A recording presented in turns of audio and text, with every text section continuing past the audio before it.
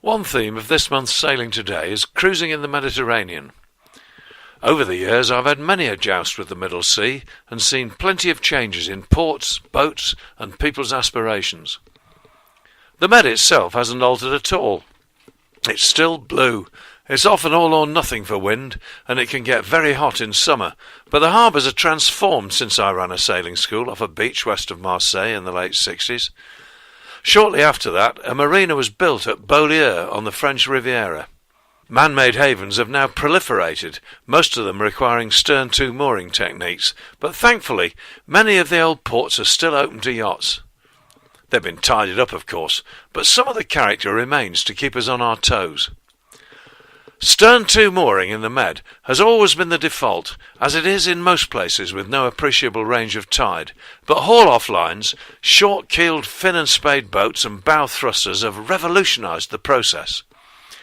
Getting the yacht into that happy state where the mate can hop ashore for a quick stiffener before dinner is rarely a problem, given sound technique and a bit of luck. It wasn't always so easy. I'll never forget bringing my boss's yacht into Saint-Tropez so long ago that I had no moustache and my hair was still fair. The long-keeled craft was beautifully varnished, but like most of her kind she had a mind of her own going astern under power. The owner was keen to be in the thick of the action. As we stooged around, sizing up the available berths, we spotted a likely-looking slot bang in front of the fashionable Hotel Le Sub. Today, such a plum site would have been pre-booked by a minor royal from some unknown land, or a wealthy cove with a fancy ship the size of an Isle of Wight ferry. Back then it was first come, first served. No haulite lines offered an easy grab for a mooring laid to hold the bow off the wall. The only way in was to manoeuvre the sharp end to a point opposite the bit of quay you fancied, let go the bower anchor, and approach the wall stern first, surging cable as you went.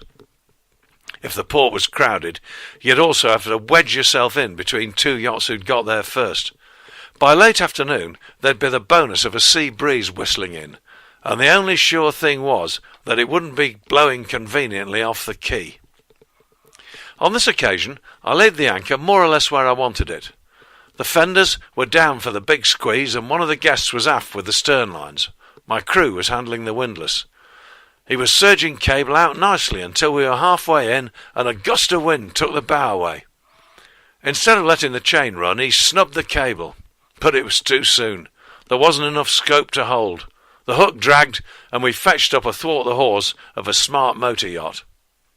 The crowd on the quay and the rougher element among the drinkers on Le Sub's patio applauded my efforts. That was bad enough, but my humiliation was complete when I noticed the unmistakable profile of Brigitte Bardot, sipping champagne at a shady table and politely averting her gaze. Later that year, I was in Corsica with the same boat, this time on charter. By now I'd learned a thing or two about what could go wrong with berthing, but the Med still had a few tricks up her sleeve to add to my education.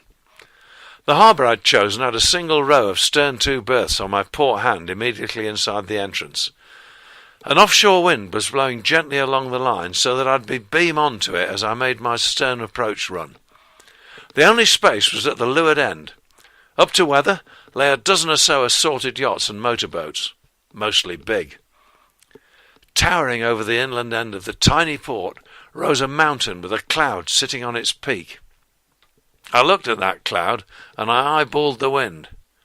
What would happen if it turned katabatic and blew like the clappers, I wondered. Laying more than usual scope of chain seemed a likely measure against the possibility, so I dropped the anchor well out, upwind of a dead square approach. This time I got lucky. The breeze was on my port side, blowing my bow to starboard. My prop was left-handed, and kicked the stern to starboard as well, so keeping her head up as I came in astern was relatively easy. We dug in the anchor gently a length or so off the wall, then surged a few fathoms of chain to get the lines on. Once the stern was secure, we cranked the hook just enough up to keep us in place, and settled down to wait. Next door was a privately run yacht with a well-behaved family aboard. As the sun dipped behind the mountain, they were quietly preparing dinner in the cockpit. Beyond them was a raft-up of monster motor yachts, whose incumbents were already well into the party mode.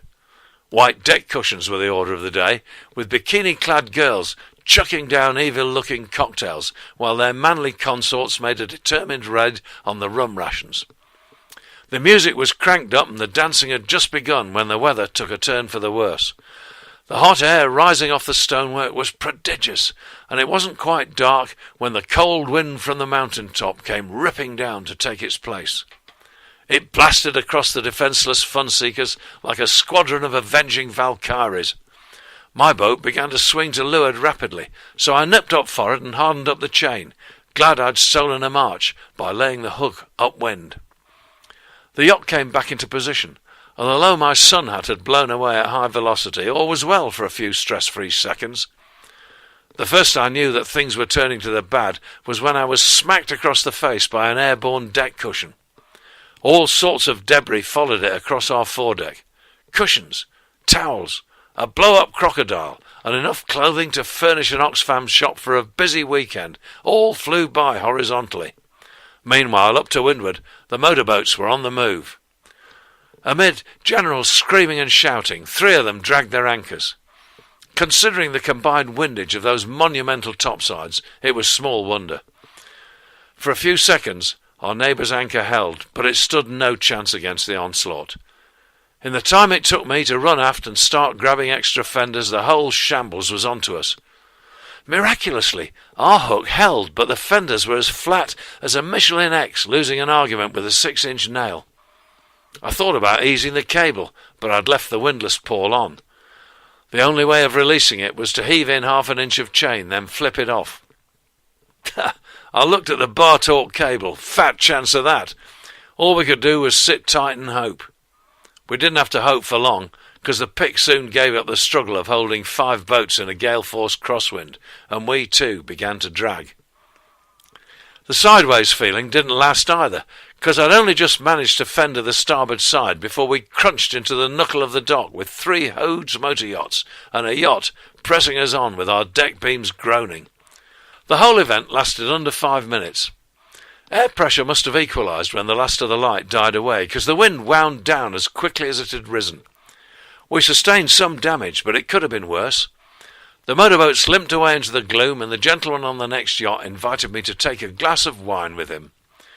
I accepted with gratitude, but as I crossed my cockpit, I almost tripped over a leopard-skin bikini top wrapped around my binnacle. From somewhere in the darkness, a giggle floated on the dying breeze.